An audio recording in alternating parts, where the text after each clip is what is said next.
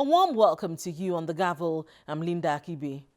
The House of Representatives Committee on Finance has concluded the first phase of interactions with various government ministries, departments and agencies on the 2022 to 2024 Medium-Term Expenditure Framework (MTEF). In interactions with the MDAs, the committee made several findings, and one of the key findings is that some agencies have leveraged on their establishment acts to spend their internally generated revenue, thereby denying government the needed revenue. We bring you the major highlights of the meetings in the last 2 weeks. For 2 weeks, these federal lawmakers from the House of Representatives Committee on Finance probed the expenditure and revenue profiles of various government agencies. The intention of the interaction with the heads of the MDAs is to plug financial leakages and instill fiscal discipline in a country plagued by acute revenue shortages and a disturbing budget deficit.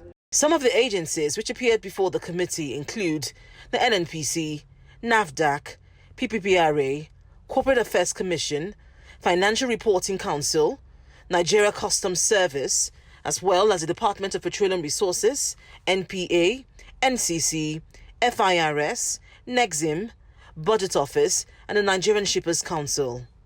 Some of the agencies have shortfalls in their revenues. The extra challenge we have of not being responsible for the collection of even that particular 2% that is being given under the current arrangement. That money is collected by the customs and then it is sent to the office of the Accountant General. So it is the customs that actually determines what amounts to that percentage of the port levy. So we are not even involved really in that particular exercise of collecting revenue. The committee took on some of the federal government's critical revenue generating agencies on their ability to meet revenue targets. We already have a department called International Tax Department that is handling those cases.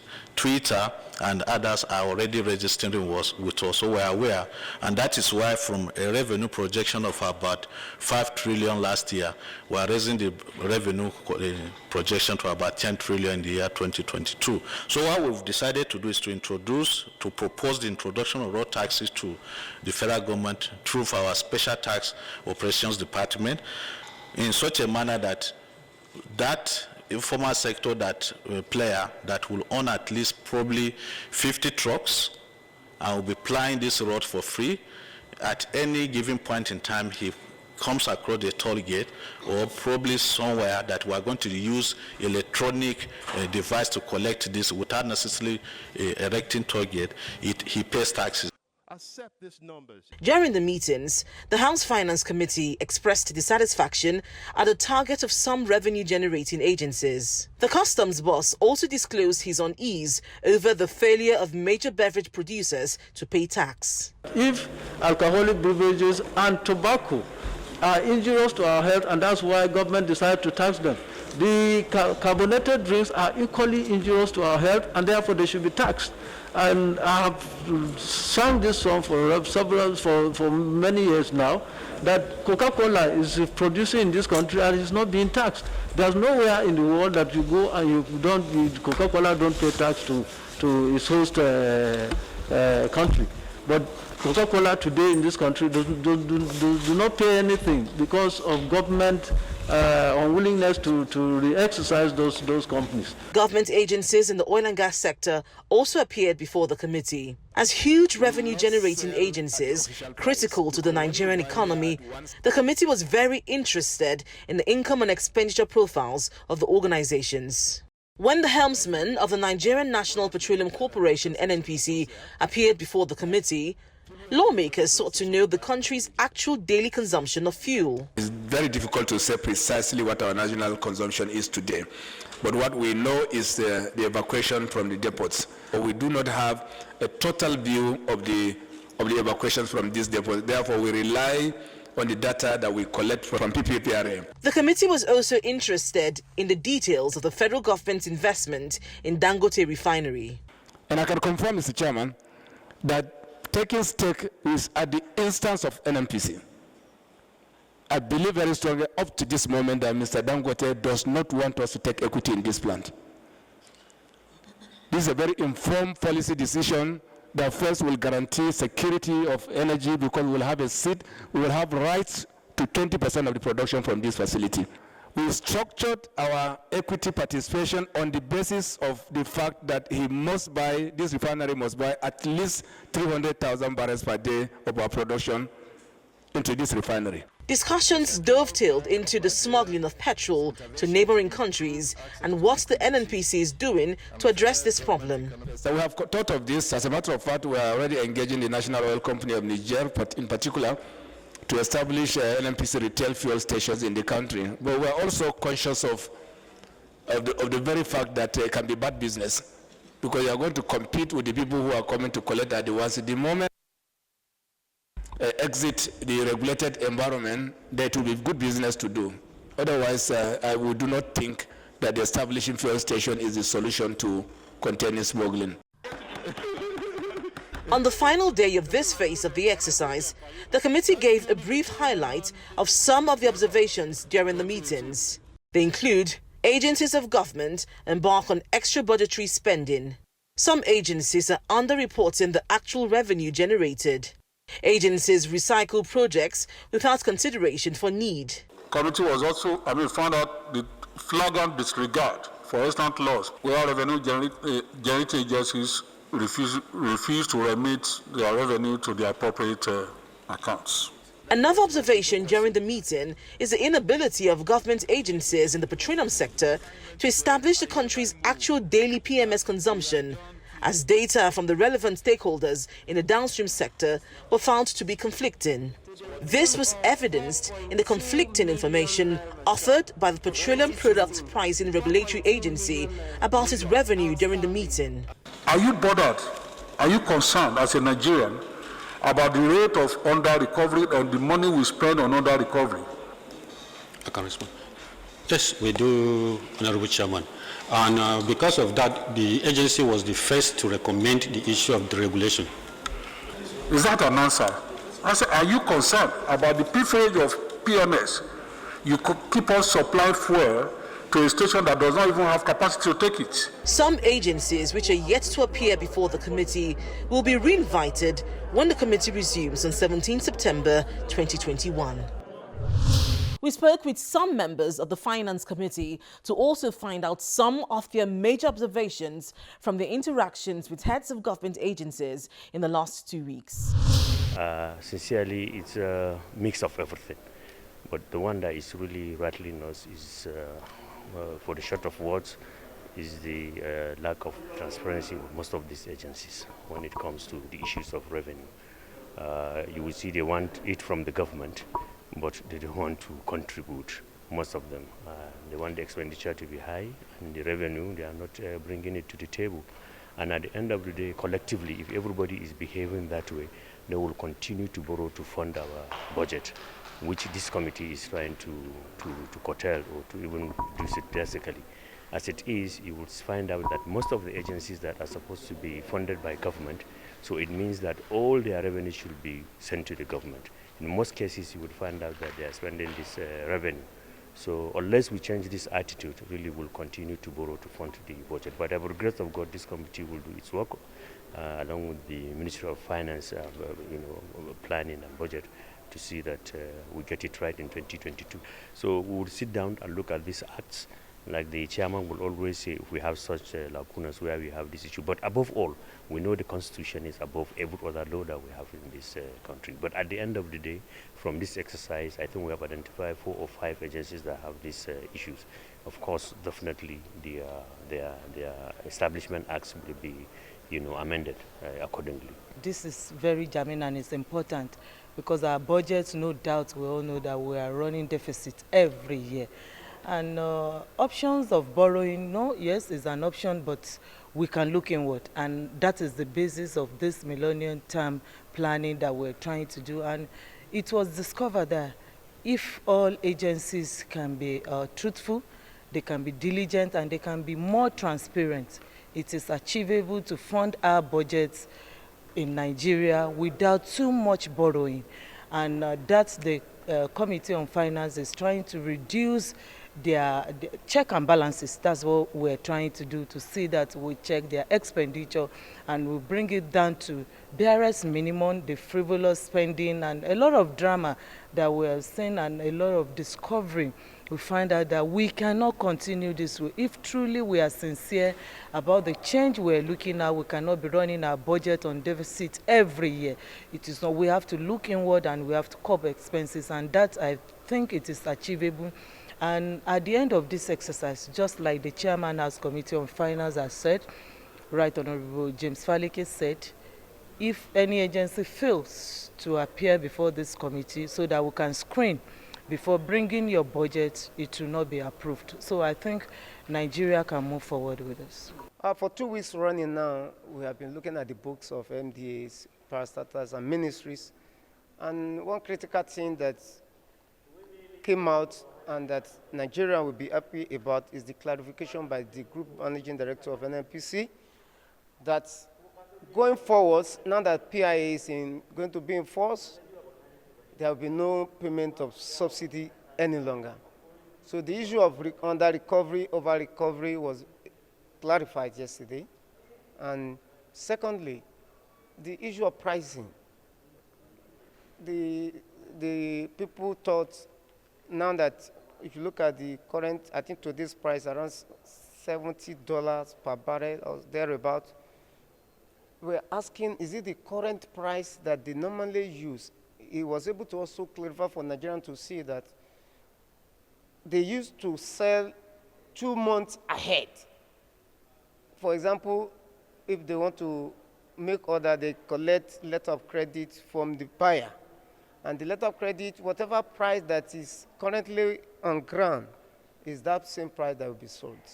So these are the things that were hidden initially. Many people, including us, international people, we didn't know until when he came and clarified all these issues. And the issue of smuggling of this consumption of 102 million liters per day, different from what DPR brought, which is 52.5 million barrels per day.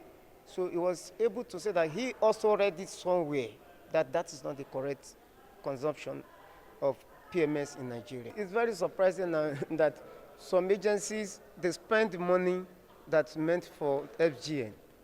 The money that is not budgeted for, they went ahead and spent it.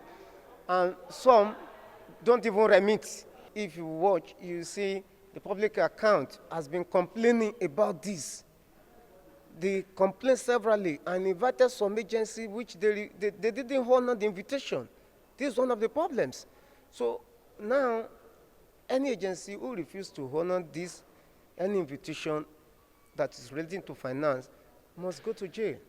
The head of that agency must go to jail because Nigerian, if you look at the budget, the MTEP of 2022, we have over 5 trillion deficit. That means we have to borrow to finance the budget, whereas we have the money within.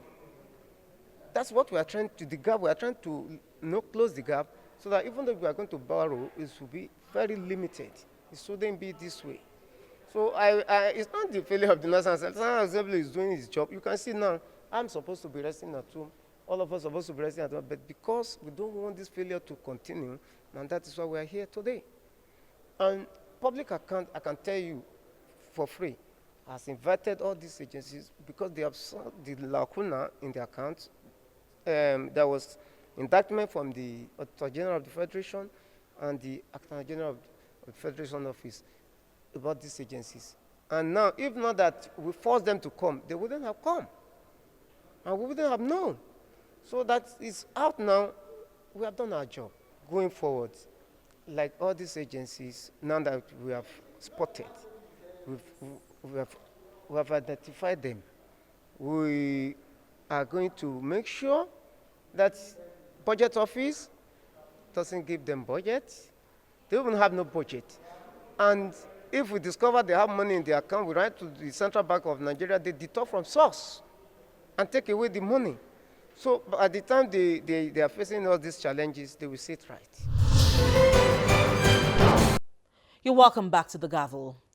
Nigerians woke up on Wednesday, August 25th, to horrid news of the killings of 36 persons in an attack on the Yelwa Zangam community in the Just North local government area of Plateau State. Protests erupted that Wednesday in Jos, the Plateau State capital, following the killing on Tuesday. Angry youth stormed some hospitals, including the Plateau State Specialist Hospital Jos, where they seized corpses of the victims of the attack, went round with them in a truck before depositing them at the government house. We spoke with the federal lawmaker representing Jos South and East Federal Constituency in Plateau State, Mr. Dachung Bagos, on the incident and the troubling insecurity in the country. The majority of the killings on the plateau are perpetrated from people outside. And unfortunately, having the proper political will of absolving and owing to the fact that we have failed is a problem. Government still exhibit the ego that we are on top of the situation. Perpetrators will be brought to book, put in curfew, bring out political press statements, and tomorrow they will tell you that they are on top of the situation. That is not being on top of the situation. When you tell someone that you're on top of the situation, you remove that perception that it is there, that the person already have, that maybe he's not going to get solution. Being on top of the situation is arresting perpetrators. Being on top of the situation is jailing those that are killing your people and our people on a daily basis. Being on top of the situation is preempting and being proactive when it comes to issue of insecurity. That is being on top of the situation. Being on top of the situation is when people want to come and kill people during curfew hours, and you were able to foretell and be able to see that the enemy did not infiltrate to kill people during curfew hour. That is what it's called being on top of the situation. But it is not when people are being killed and you tell people that you are being on top of the situation. This is a state that recently helicopters and mopole have been deployed to search or to do whatsoever. Within the same week, people in their homes were being killed. Not just killed, burned. Not just burned. If you're even trying to burn the elderly, but you're burning alongside children.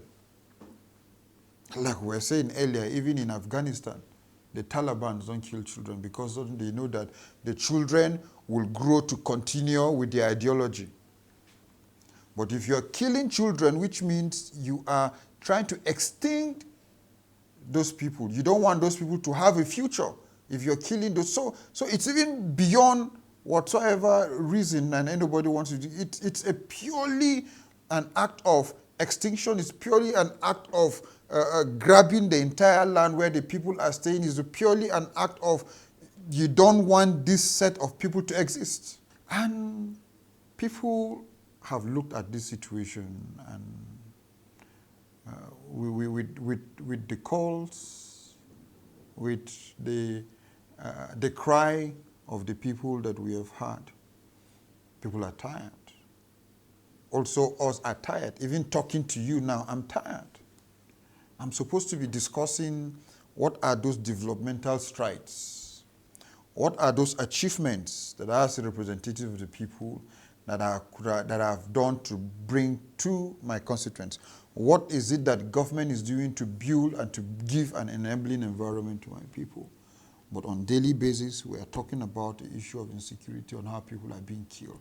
But to make it more difficult is that nobody is in jail. So if no one is in jail as a result of this killing and this act of insecurity, there will be loss of confidence in the system. as it is today. The perpetrators will continue because they know that they can do what they want to do and nobody will get them. The most imaginable act entirely in whatsoever belief that I am as a Nigerian is that the Nigerian Defense Academy that I'm so proud of could be infiltrated to an extent that kill officers that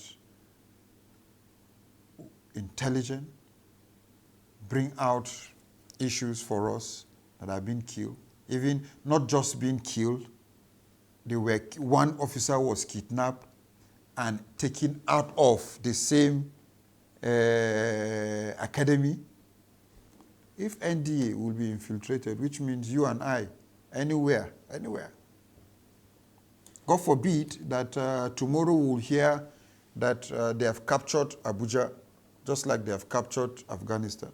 God forbid. But then security reports and intelligence have been everywhere that there are cells of this, I don't know what they want. Should I use them terrorists? Should I use bandits? That their cells are everywhere around town. You remember some times back, the customs brought out some intelligence report of cells around Abuja. The governor of Nasarawa State have once cried that, look, these people are around. So some would ask, how did this happen under a curfew? Because we know there's a curfew in that state. One thing I know with curfew is that with the powers bestowed on a state government, on a state governor, once a curfew has been announced, automatically your right from that hour of the curfew cease to exist. That government take charge of your security. Say, look, sit down here. I'm in charge of your security. I don't want you to go out so that you will not be killed. I don't want you to go out as my citizen so that something bad will not happen to you. I don't want you to go out so that there won't be any clash. That is the essence of it. But a situation where people are under curfew and in a certain environment, it is expected that before curfew is being announced, government and the security agencies have marked areas of concern to be able to condone, and especially boundary areas, checkpoints, flashpoints. Where these people were killed was within the boundary of Bauchi and Plateau. Going forward, looking at solutions to this problem, how can the National Assembly come in? The National Assembly has held a security summit, which the leadership had passed and given the president the resolution.